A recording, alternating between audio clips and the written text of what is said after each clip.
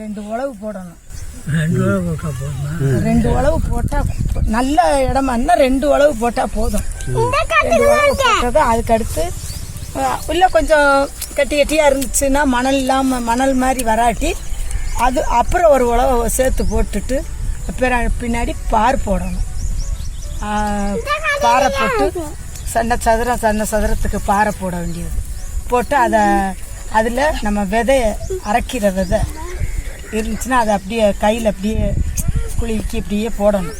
போட்டு விட்டுட்டு ஒரு ஒரு எப்படி சொல்கிறது, இந்த மட்டை இருக்கு பாருங்க, சோத்து மருன்னு சொல்லுவாங்க, அது மாதிரி இருக்கு. அதை வச்சு இப்படி இல்லாட்டினா விரல்களில் அப்படியே லைட்டாக அந்த விதை மூடுற மாதிரி கிண்டி விட்டுறதும் அப்படியே தண்ணி கட்ட வேண்டியது. 3 நாளையில் அந்த இது முளைப்பு நமக்கு தெரிஞ்ச பின்னாடி கரெக்டாக 15 நாள் அல்லது 20 நாளையில் அதை களையை ஒரு பிறகு அதை பூரா களையை எடுத்து விட்டுட்டு உரம் காம்ப்ளெக்ஸ் உரம் போடணும். உரம் போட்டு அடுத்தடுத்து தண்ணியை விட்டோம்னா கரெக்டாக 27ஆம் நாள் அரைக்கீரை அறுத்துக்கிறலாம். அரைக்கீரைக்கு இவ்வளோதான் வேலை. ஆனால் தண்ணி உணர தண்ணி காய விடாமல் கொஞ்சம் கொஞ்சமாக தண்ணி கட்டிக்கிட்டே இருக்கணும். இது அறுக்கிறோம் 27 நாளையில் அறுத்துறோம். ஒரு அறுவை 2 அறுவைக்கு கூட பூச்சி விழுகுதா, ஓட்டை விழுகுதா, வெள்ளை மாதிரி விழுகுதா அப்படின்னு நம்ம இதை கவனிக்கணும்.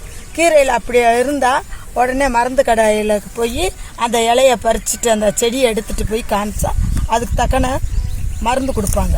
அதை வாங்கிட்டு வந்து நம்ம ப்ரேயரில் அடிச்சுக்கிற வேண்டியது. கை ப்ரேயர் வச்சுருக்கவங்க கை ப்ரேயரில் அடிச்சுக்கலாம். இல்லையா பெரிய இந்த பவர் ப்ரேயர் இருக்குல்ல, அதை வச்சு பவர் ப்ரேயரில் அடிச்சுக்கலாம். இந்த கீரையும் அதே மாதிரி தான், பாலாக்கீரையும் அதே மாதிரி தான், சிறுகீரையும் அதே மாதிரி தான் போடக்கூடியது.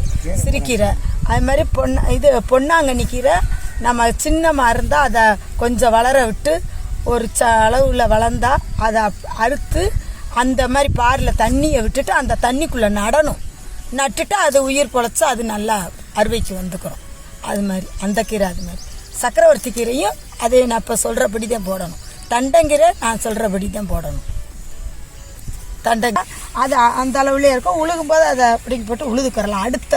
அடுத்து வெள்ளாமை செய்கிறதுக்கு அது செஞ்சுக்கரலாம். அந்த இதை தண்ணி அவசியம். கிணத்து தண்ணி முடிஞ்ச வரைக்கும் அது உப்பு தண்ணியாக இருந்தால் சூப்பராக இருக்கும் கீரை.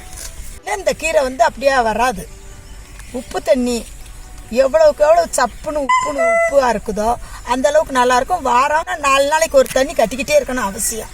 ஆக்கத்தை பொறுத்து 6 மாதம் வரைக்கும் இருக்கலாம், 1 வருஷத்து வரைக்கும் இருக்கலாம். நம்ம பராமரிப்பை பொறுத்து அறுக்கலாம், நம்ம வச்சுக்கிறத பொறுத்து. இல்லையா கரெக்டாக 6 மாதத்துக்கு வேணாலும் 6 மாதத்துக்கு அறுத்துட்டு அடுத்து நாங்கள் புதுக்கீரை போட்டுக்கிடுவோம். அடுத்த 6 மாதத்துக்கு போட்டுக்கிற மாதிரி நாங்கள் அதை உழுது பக்குவப்படுத்தி பதம்படுத்தி வச்சுக்கிடுவோம். இந்த அறுவை இந்த கீரை இது வரைக்கும் தான் வரும்.